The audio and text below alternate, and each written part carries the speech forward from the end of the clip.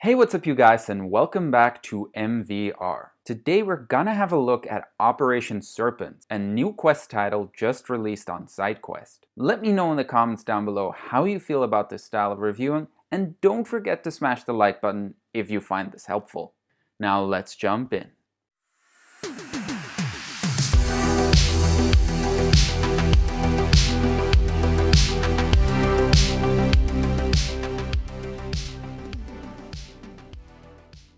In Project Serpens, you take on the role of a soldier joining an elite squad dedicated to taking down the evil Snake's organization.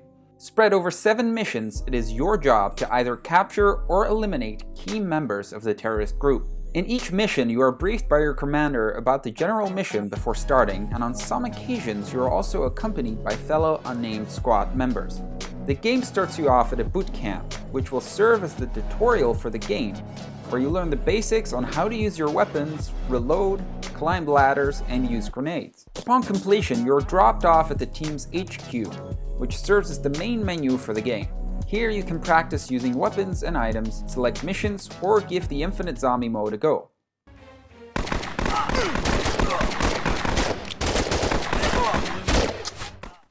Throughout the game, combat consists mostly of shooting enemies as they appear and dodging their bullets when they return fire. Since the game makes heavy use of room scale, you can dodge bullets by moving your body. Fortunately, to make this feat a little bit more doable, the enemy bullets move in a sort of bullet time-like speed to give you ample time to make way. This becomes more difficult, however, as the number of enemies increases, and increase in numbers they will. Before we get to that though, let's talk about the other important aspect, shooting the enemies. Because this game actually has an impressive arsenal lineup at your disposal, ranging from basic pistols to automatic shotguns and sniper rifles. Each weapon comes with multiple amazing variant skins, giving them a little bit more personality and instilling a nice sense of collector's thrift whenever you spot a gun with a more unique looking skin variant. Most weapons felt great to handle, and reloading is easily done by simply holding the weapon down below your waist while pointing down, kinda like in the old arcade days. There was only one weapon that managed to both impress and disappoint me at the same time, however, and that was the sniper rifle. Now, while the scope on the weapon is magnificent and I really love the visuals, actually aiming down the rifle is really painful without a weapon stock. The best way to handle this, I found, was to rest my dominant hand on my outstretched arm, which stabilizes the scope by quite a bit, but it's really tiring to do for repeated shots. Now, for additional equipment, there are the self-explanatory health pack and the riot shield, which is useful in some stages but pretty essential in others to survive. Lastly, there's also 2 grenade types, which consist of the typical pull the pin and blow them up frag grenade, and a flashbang, which slows down time for a few seconds to let you quickly clear an entire wave of enemies without having to duck for cover.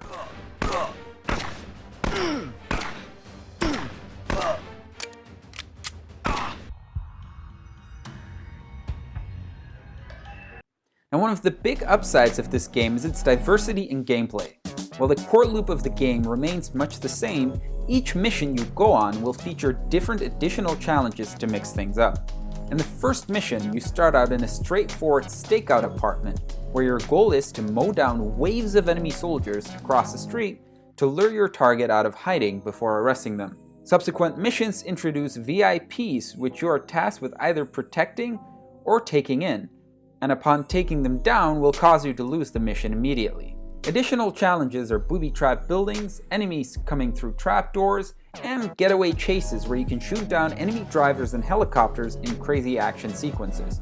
I can honestly say that all of these mechanics were fun and kept the gameplay fresh enough to encourage me to keep on playing, waiting to see what would come next. One thing that did get a little old really fast though was being unable to skip cutscenes in subsequent runs. Some levels mitigate that though by giving you weapons directly at the start, and when you shoot enemies down you can start the game early. In general though, I just want to be able to jump into the action as quickly as possible, so changing that up would be a great improvement.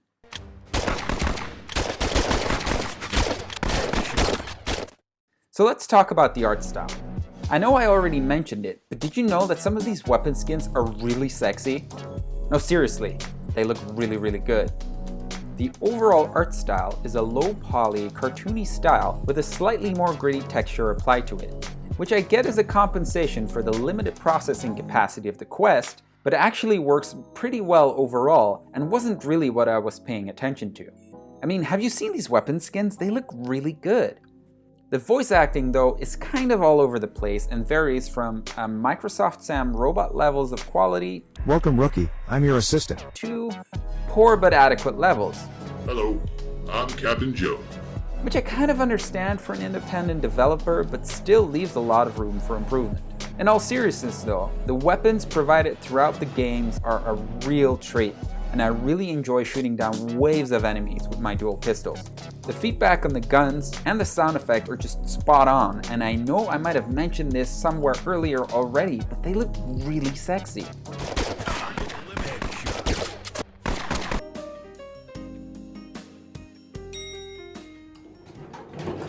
Moving on to the difficulty level of this game, the game actually handles this surprisingly well and starts off nice and easy while slowly ramping it up. The campaign itself is pretty good, but I have to admit that the King Cobra mission in this game deserves its own special place in hell. You start this mission out in a sniper's nest where you have to take out a serious amount of enemies at a long distance, making use of the scope essential.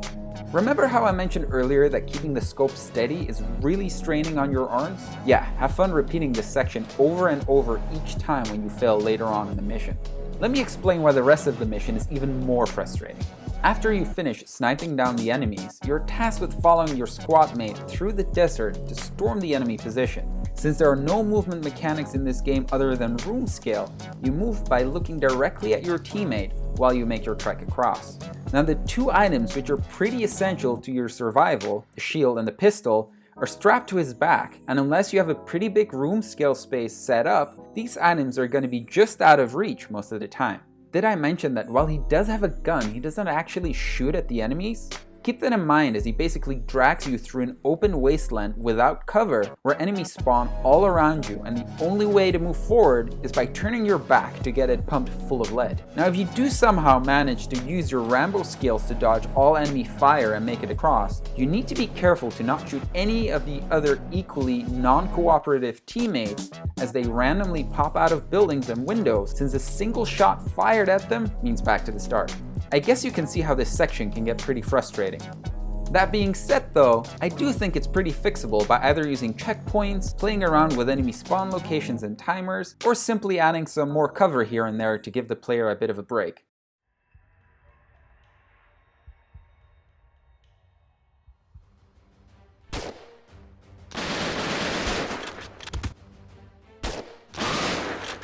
The zombie mode in this game serves as a nice little distraction if you get tired of the campaign though, or if you simply want to engage in a bit of mindless shooting.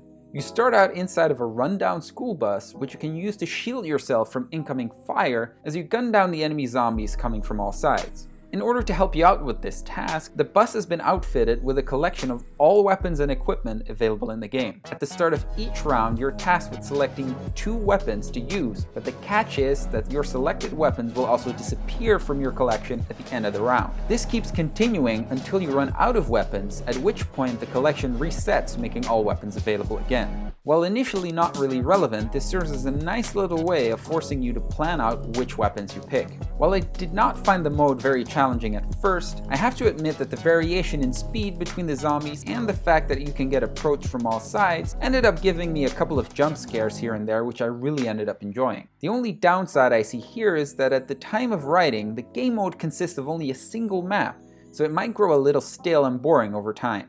But this being an add-on to the original game, I can't say I have any complaints whatsoever.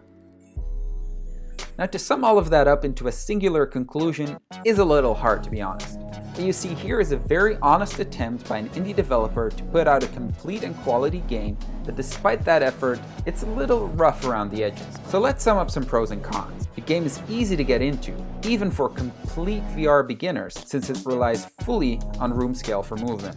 It contains a complete campaign that should take the average player a little over an hour to complete. It has an infinite zombie wave mode to keep you entertained after the campaign wears thin. It has built-in haptic support, which means that if you own one of their feedback devices, you'll have support right out of the box. Also, did I mention those weapon skins? I mean, they look really nice. even on Quest. Now for some of the cons, the room scale requires a larger than normal play space to avoid items being placed just out of reach for the player. There's unstoppable cutscenes, the sniper rifle is really difficult to handle without a weapon stock, and the King Cobra mission really needs some work in my opinion. So what's the final verdict? I'd have to say that I had plenty of fun with this game, and especially if you're new to VR or just want some mindless shooting, this game is definitely worth checking out. However, if you want top-tier graphics, multiplayer battles, or some kind of in-depth story, then maybe you should look elsewhere. But be sure to give this game a try, especially since it has a free demo available. So that was all for today's video. It's a new format which I hope to hear you guys' opinion on in the comments down below. I personally had a blast playing through most of this game, so I hope it can do the same for you too. If you found that this was useful, then please leave a thumbs up, and if not, a thumbs down will do too. In the meantime, I wish all of you who recently received their new VR headsets an especially good day, and I hope to see you guys next time.